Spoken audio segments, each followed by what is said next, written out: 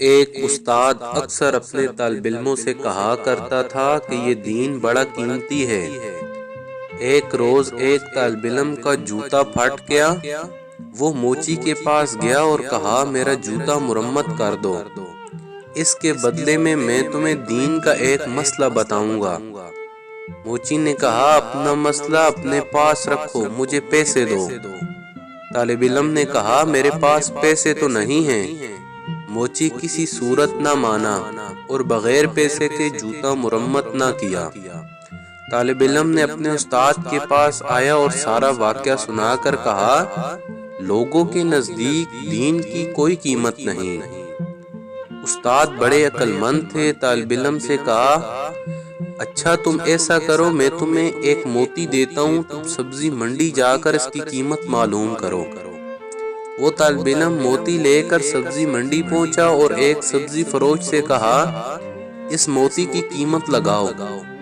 اس نے کہا کہ تمہیں میں اس کے بدلے میں یہاں سے 2-3 لیموں دے دوں گا اور اس موتی سے میرے بچے کھیلیں گے۔ وہ بچہ استاد کے پاس آیا اور کہا اس موتی کی قیمت 2 یا 3 لیموں ہیں۔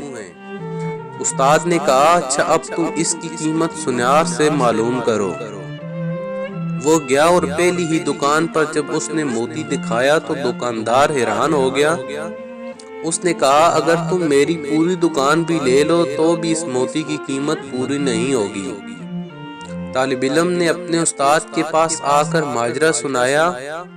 استاد نے کہا بچے، ہر چیز کی قیمت اس کی منڈی میں لگتی ہے، دین کی قیمت اللہ تعالی کی منڈی میں لگتی ہے۔